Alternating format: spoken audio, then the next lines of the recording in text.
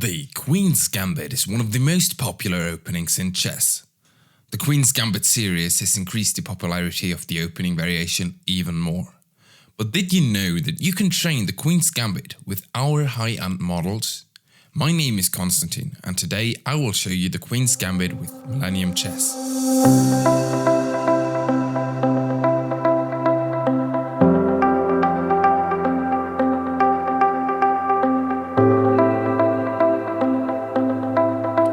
To properly train the Queen's Gambit with the Millennium chess computers, we must first select the correct exercise book.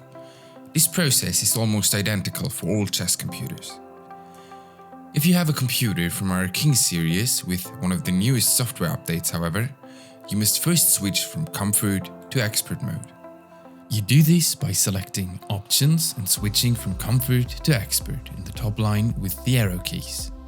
Now the process is exactly the same for all high-end models. We select options in the menu and select the book Queen's Gambit. Now we're all set.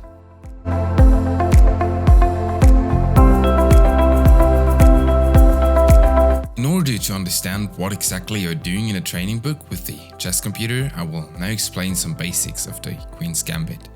First of all, it is probably good to know what a gambit actually is.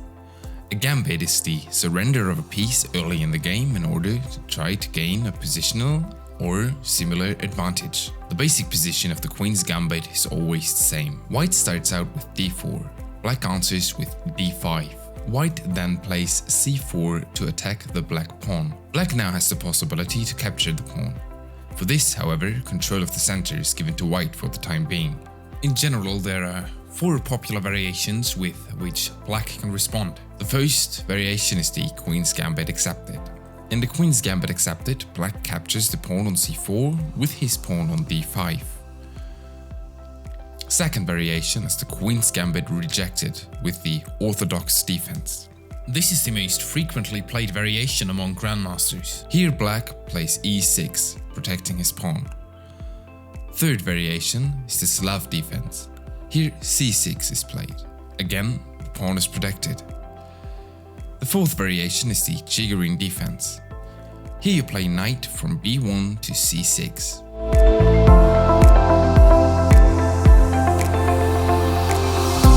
Now let's look at how exactly you can learn the different variations on the Millennium chess computer. There are of course several possibilities. First, we want to create the starting position.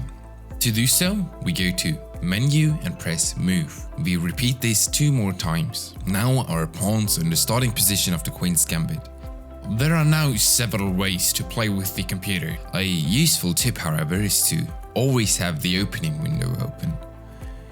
Here you can see the variation of the Queen's Gambit that is currently being played and which moves, according to the book, are statistically played most often in response. Let us now look at the different possibilities to play. First option, let the computer play by itself. Here you can let the computer play the Queen's Gambit. This basically works exactly like creating the starting position. You press Menu and then you press Move and you repeat that as often as you like.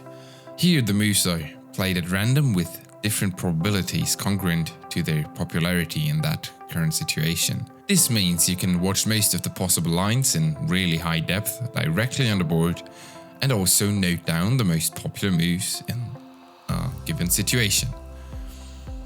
2-player mode. After creating the basic position, we can switch to 2-player mode in the menu. Now we go back to the opening board. Now you can explore the moves by yourself. It's probably best to orient yourself by the supposedly best moves. You can go through different variations of the Queen's Gambit here. Third option, play against the computer. Another possibility is to play the Queen's Gambit against the computer.